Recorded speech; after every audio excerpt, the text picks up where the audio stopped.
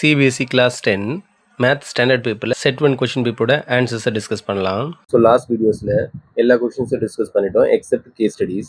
So இந்த வீடியோவில் இந்த கேஸ் ஸ்டடி கொஷின்ஸை சால்வ் பண்ணலாம். செக்ஷன் இ கொஷின் நம்பர் 36ல் ஃபர்ஸ்ட் கேஸ் ஸ்டடி பாருங்க. During a theatre drama a backdrop of building arches was used. The shape of the curve shown below, இதுதான் the curve, can be represented by the polynomial p of x is equal to minus x squared plus 2x plus 8, where x is the length in feet on the stage level. So இதுதான் stage level. So இந்த மாதிரி இருக்குன்னு வச்சுக்கோ அந்த arch. இதை X and Y ஆக்சிஸில் வச்சு இந்த arch கொடுத்துருக்காங்க. ஸோ இந்த ஆர்ச் பார்க்கறதுக்கு எப்படி இருக்குன்னா ஒரு பேராபோலா மாதிரி இருக்கா. ஸோ இந்த ஆர்ச்சில் இந்த சீன்ற பாயிண்ட் 1, y. ஸோ இதோட கிராஃப் தான் இங்கே கொடுத்துருக்காங்க. p of x is equal to minus x squared plus 2x plus 8. இந்த இன்ஃபர்மேஷன்லாம் பேஸ் பண்ணி இந்த கொஷின்ஸ் எல்லாம் சால்வ் பண்ணணும். ஃபர்ஸ்ட் சப் கொஷின் 1 பாருங்க.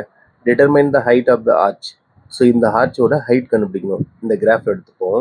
ஸோ இந்த ஹைட் கண்டுபிடிக்கணும்னா இந்த பெர்பெண்டிகுலர் டிஸ்டன்ஸ், அதாவது எக்ஸ் ஆக்சிஸ் வந்து ஒய் ஆக்சிஸ் எவ்வளோ தூரத்தில் இருக்குன்னு கண்டுபிடிக்கணும். இதுக்காக இந்த பாயிண்ட் எடுத்துப்போம். C of 1, y. So C of 1, yனா C of X, Y. First point X, second one Y. So எக்ஸோட வேல்யூ கிடைச்சாச்சு 1. தென் ஒய்யோட வேல்யூ நமக்கு தெரியணும். ஸோ ஒய்யோட வேல்யூ என்ன? B of X.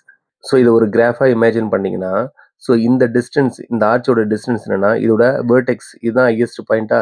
ஸோ இந்த பாயிண்ட் எக்ஸ் ஆக்சிஸ்லேருந்து எவ்வளோ தூரத்தில் இருக்குன்னு தெரியணும். ஸோ இதுக்காக என்ன பண்ண போறோம்னா, ஸோ இந்த பாயிண்ட் எடுத்துப்போம். C of 1, y is equal to p of x. அதாவது கொடுத்துருக்கிற பாலினாமியல் தான் பி ஆஃப் எக்ஸ். ஸோ இந்த இடத்துல எக்ஸோட வேல்யூவை 1ன்னு சப்ஸ்டியூட் பண்ணுங்க. Minus of x square. So minus தனியாக இருக்குது, எக்ஸோட வேல்யூ 1. So 1 square. இதை சால்வ் பண்ணிங்கன்னா p of 1 is equal to 9 கிடைக்குமா. தென் ஒய்யோட வேல்யூ 9. ஒய்யோட வேல்யூ 9 இருந்தால் இந்த ஆர்ச்சோட ஹைட் வந்து பார்த்தீங்கன்னா 9 feet. So sub question 1 solve பண்ணியாச்சு.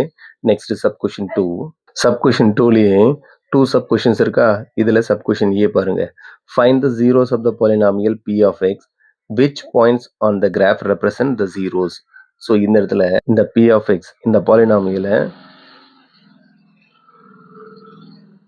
ஸோ இந்த இடத்துல இந்த பாலினாமியல் பி ஆஃப் எக்ஸோட ஜீரோஸ் கண்டுபிடிக்கணும். இதை ஜீரோஸ்க்கு ஈக்குவேட் பண்ணி இதை ஃபேக்டரைஸ் பண்ணிங்கன்னா, நான் இங்கே ஸ்ப்ளிட்டிங் மிடில் டேர்ம் யூஸ் பண்ணியிருக்கேன். ஸோ எக்ஸோட வேல்யூஸ் -2 and +4 கிடைக்குமா.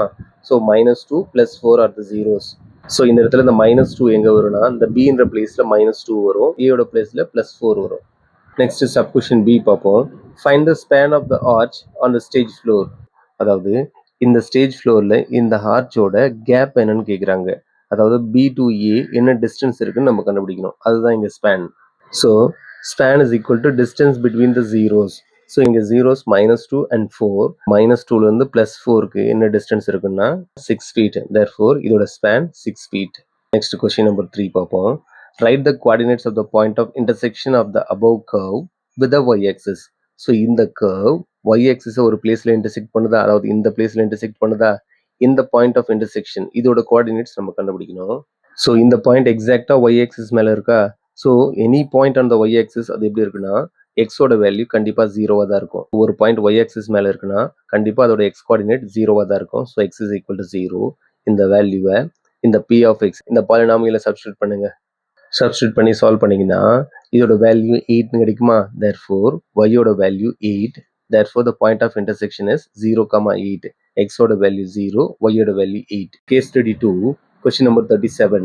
A group of friends wanted to play cards with 2 identical packs together. While shuffling the cards, 3 cards are dropped. The rest of the cards are shuffled and 1 card is drawn at random.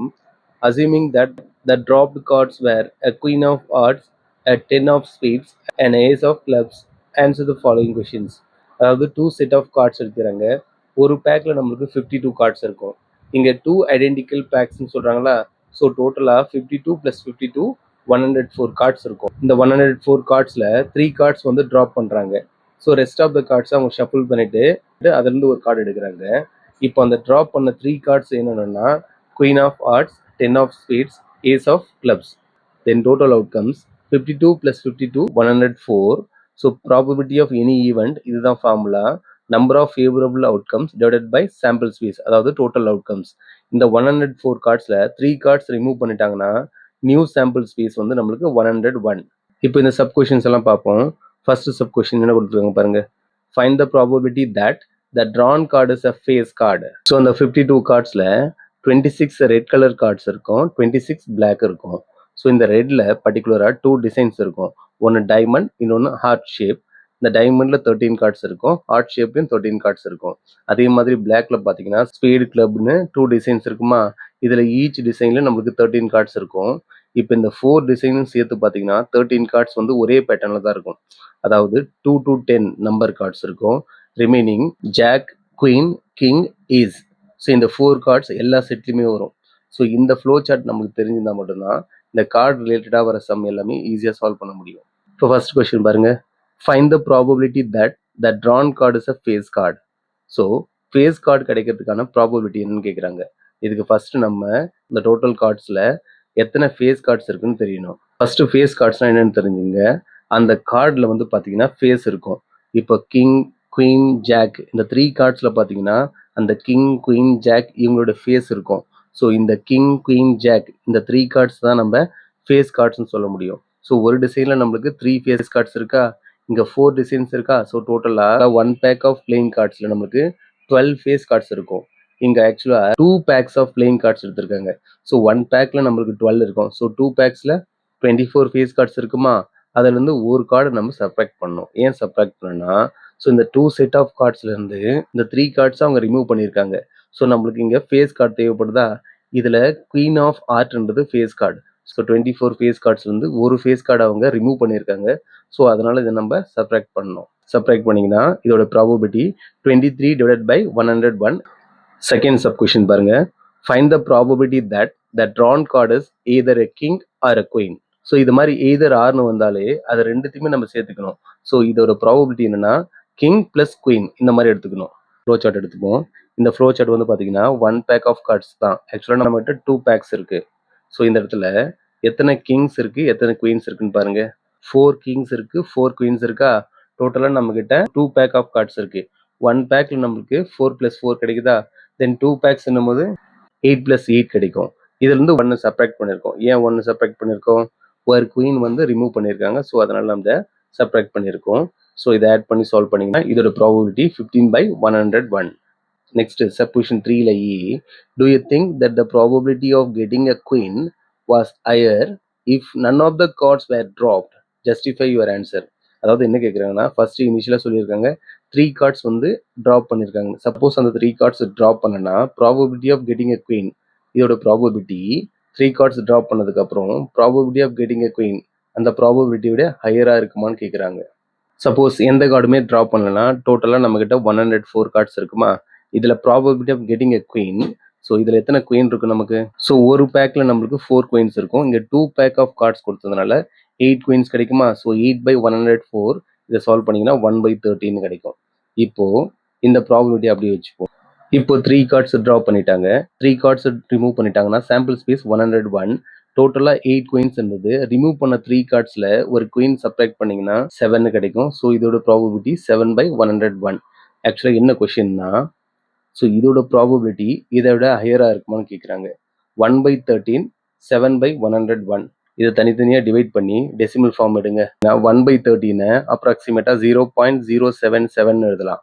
7/101 0.069 எழுதலாம். இதில் எது greater, இந்த number தான் கிரேட்டரா. So இந்த 1/13 தான் greater. இதுக்கான answer yes. Next இந்த sub question 3ல பி கொஷின் பார்ப்போம். Find the probability that the drawn card is a jack. Compare it with the probability when none of the cards were dropped. In which case is the probability of getting jack higher? இதுவும் same like a previous one. Previous ஒன்ல என்ன பண்ணோம், அதே procedure தான். அந்த இடத்துல நம்ம queen check பண்ணோமா, இந்த இடத்துல ஜாக், அவ்வளோதான் வித்தியாசம். ஸோ 2 கண்டிஷன்ஸ், எந்த கார்டுமே ரிமூவ் பண்ணல. அப்போது probability of getting a jack என்ன கிடைக்குதுன்னு பார்க்கணும். சப்போஸ் அந்த 3 கார்ட்ஸ் ரிமூவ் பண்ணதுக்கப்புறம் ப்ராபபிலிட்டி ஆஃப் கெட்டிங் ஜாக் என்ன வருதுன்னு பார்த்து இது ரெண்டுத்தையும் நம்ம கம்பேர் பண்ணணும். எந்த கார்டுமே ரிமூவ் பண்ணல. தென் சாம்பிள் ஸ்பேஸ் 104. மொத்தமாக எத்தனை ஜாக் இருக்கும், 1 பேக் ஆஃப் கார்ட்ஸில் 4 ஜாக் இருக்கும். இங்கே 2 பேக் ஆஃப் கார்ட்ஸ் இருக்கா. ஸோ டோட்டலாக நம்மளுக்கு 8 ஜாக் கார்ட்ஸ் இருக்கும். ஸோ 8/104 இதை டிவைட் பண்ணிங்கன்னா 1/13 கிடைக்குமா. இப்போ 3 கார்ட்ஸை ரிமூவ் பண்ணிட்டாங்க. Sample space 101. தென் டோட்டலாக எத்தனை ஜாக் கார்ட்ஸ் இருக்கும், 8 இருக்குதா. என்னென்ன கார்ட்ஸ் ரிமூவ் பண்ணாங்க, queen of hearts, 10 of spade, ace of club, இந்த 3 கார்ட்ஸ் தான் ரிமூவ் பண்ணியிருக்காங்க. இதில் ஜாக்கே இல்லை. ஸோ டோட்டலாக நம்மளுக்கு 8 ஜாக்ஸ் அப்படியே இருக்குது. ஸோ இதோட ப்ராபபிலிட்டி 8/101. ஸோ இந்த 1/13 8/101 இதில் எது கிரேட்டர்னு கண்டுபிடிக்கணும். இதை தனித்தனியாக டிவைட் பண்ணி இதோட டெசிமல் ஃபார்ம் எடுங்க. 1/13 அப்ராக்சிமேட்டாக 0.077 எழுதலாமா? இந்த 8/101 0.079 எழுதலாம். ஸோ இதில் எது கிரேட்டர்? இந்த 0.079 தான் கிரேட்டர். ஸோ இந்த 8/101 இதுதான் கிரேட்டர். வால்யூம் ஆஃப் த பால், இந்த பால் ஸ்பியர் ஷேப்பில் இருக்கிறதுனால வால்யூம் ஆஃப் ஸ்பியர் இந்த ஃபார்முலா யூஸ் பண்ணலாம். 4/3 πr3. இந்த இடத்துல டயாமீட்டர் 21 சென்டிமீட்டர்னு கொடுத்துருக்காங்களா, தென் ரேடியஸ் 21/2. 4/3 பையோட வேல்யூ 22/7, ரேடியஸோட வேல்யூ 21/2. ஸோ ஆர் கியூப்ன்றதுனால 3 டைம்ஸ் போட்டிருக்குமா. இதை சால்வ் பண்ணிங்கன்னா இந்த பாலோட volume 4851 centimetre cube. Next sub question 3ல ஏ பார்ப்போம். If 1/3 of a ball is submerged in the water, find the volume of the water filled in the pool. இந்த இடத்துல சம் அமௌண்ட் ஆஃப் வாட்டர் இருக்கா, இதோட volume நம்ம கண்டுபிடிக்கணும். So இந்த 7 centimetre height, இந்த ஹைட்டுக்கு இது ஃபுல்லாக வாட்டர் இருக்கு. ஸோ இந்த ஸ்பெரிக்கல் பாலோட வால்யூமில் 1/3 பார்ட் வந்து இந்த வாட்டரில் வந்து சப்மெர்ஜ் ஆயிருக்கு. ஸோ அதை நம்ம சப்ராக்ட் பண்ணணும். So volume of water filled in the pool, இதுக்கான ஃபார்முலா என்னன்னா πr1² minus 1/3 of volume of sphere. அதாவது இந்த வாட்டரோட வால்யூம் என்னன்னா, ஸோ வால்யூம் ஆஃப் இந்த cylindrical part minus 1/3 of volume of sphere. ஏன்னா 1/3 ஆஃப் த பால் வந்து பார்த்தீங்கன்னா இதில் சப்மெர்ஜ் ஆயிருக்கு, அதை நம்ம சப்ராக்ட் பண்ணோம். இங்கேயே r1² போட்டிருக்கேன்னா, ஸோ இந்த சிலிண்ட்ரிக்கல் பார்ட்டில் 2 டயாமீட்டர்ஸ் கொடுத்துருக்காங்க. ஒன்று வந்து அவுட்டர் டயாமீட்டர், இன்னொன்று இன்னர் டயாமீட்டர். இங்கே நம்ம வால்யூம் ஆஃப் வாட்டர் கண்டுபிடிக்கிறதுனால நம்ம இன்னர் டயாமீட்டர் எடுத்துப்போம். இன்னர் டயாமீட்டர் 40 சென்டிமீட்டர், தென் இதோட ரேடியஸ் 40/2 20. ஸோ இந்த இடத்துல r1ஓட பிளேஸில் 20ன்னு சப்ஸ்டியூட் பண்ணிங்கன்னா 20² கிடைக்குமா. இந்த இடத்துல ரேடியஸ் என்னன்னா, இந்த ஸ்பியரோட ரேடியஸ் டயாமீட்டர் 21, ஸோ ரேடியஸ் 21/2. இதெல்லாம் சப்ஸ்டியூட் பண்ணி இதை சால்வ் பண்ணிங்கன்னா volume of water 7183 centimetre cube. Next sub question 3ல பி பார்ப்போம். Find the sum of the outer curved surface area of the cylindrical part and the surface area of the ball. So நம்ம இங்கே இந்த சிலிண்டரோட outer CSA plus இந்த பாலோட surface area, அதாவது ஸ்பியரோட surface area, இதோட சம் கண்டுபிடிக்கணும். So total area outer CSA of cylinder plus surface area of sphere. So CSA of cylinder நமக்கு ஃபார்முலா தெரியும், 2πrh. இங்கே அவுட்டரில் எடுக்கிறதுனால அவுட்டர் ரேடியஸ் எடுக்கணும், அதனால இது r2ன்னு கொடுத்துருக்கேன். இந்த இடத்துல அவுட்டர் டயாமீட்டர் 50 சென்டிமீட்டர் கொடுத்துருக்காங்களா, தென் அவுட்டர் ரேடியஸ் வந்து 25 சென்டிமீட்டர். இங்கே ஹெச்ன்றது என்னன்னா total height of the cylinder 14 + 7 21. 4πr², இந்த rன்றது ரேடியஸ் ஆஃப் த ஸ்பியர் 21/2. இதெல்லாம் சப்ஸ்டியூட் பண்ணி இதை சால்வ் பண்ணிங்கன்னா டோட்டல் ஏரியா 4686 சென்டிமீட்டர் ஸ்கொயர்.